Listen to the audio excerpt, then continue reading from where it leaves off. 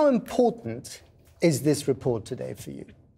It is important to me. It's important that non-binary people are now getting, recognition in legal terms in the same way that gay people got recognition 20, 30 years ago, in the same way that we have legislation that means that people can't be hateful towards people with disabilities or people of different races or people of different genders.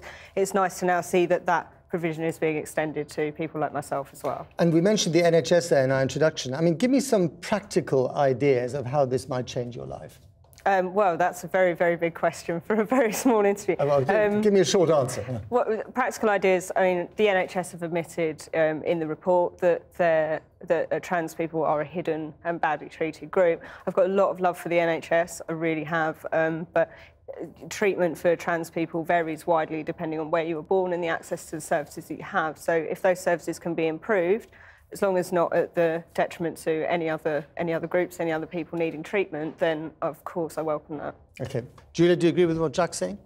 Well, I'd like to begin by saying I think it's really ironic that the first act that this committee, which calls itself the Women and Equalities Committee, the first report that they publish is something that actually is thoroughly antithetical to women's rights. And how so? And the voices of women and women's organisations seem to have been very much ignored in the production of this report. There were a number of women's organisations and individuals who sent submissions into the inquiry. None of us were invited to speak at or testify at the inquiry, and so it seems that the only voices that the committee was interested in hearing were those from the transgender lobby and those invested in what has been termed the gender industry. But how does that affect the feminist community?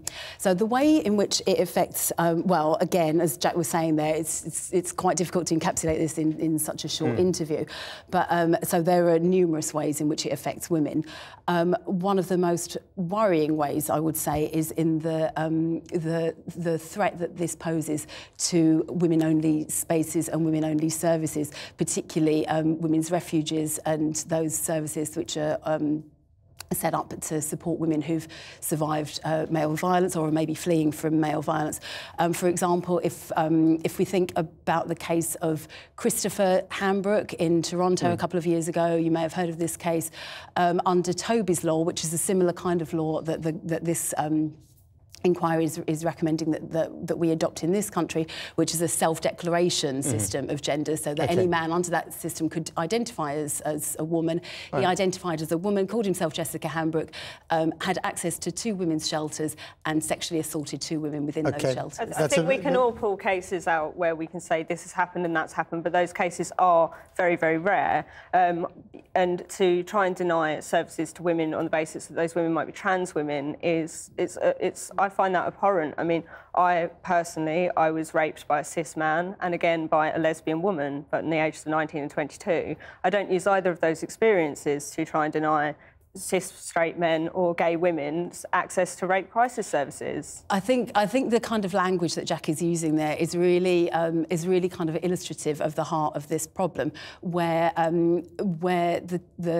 even terms such as male and female are becoming meaningless under the kinds of recommendations. They're not meaningless. They're becoming meaningless to the one that you want to assign. But they're meaningless. They're becoming meaningless in for terms of this report. If we talk about the prevalence of male violence against women, which we know is the proportions of a global pandemic. Women need safe spaces, and the recommendation in this report that men will be able to identify as women on the basis of a declaration has very, very serious implications. You're talking about, but who are you to decide who is a man and who is a woman? By use of terms men, I imagine that from what you're saying, you're talking about trans women and you're classing trans women as men, which is bang out of order for a start. And it is, and I speak my mind, it is, because trans women are women.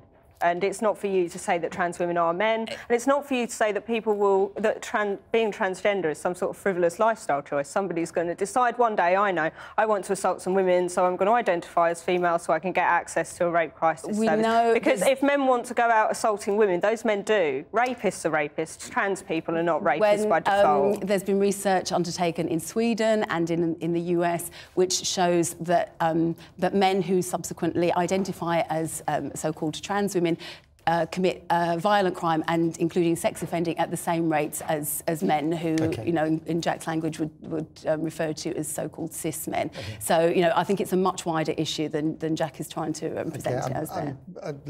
Very fascinating, but we've got to leave it here, I'm afraid. Thank you very much for coming in, Julia Long, Jack Monroe. Thanks a lot.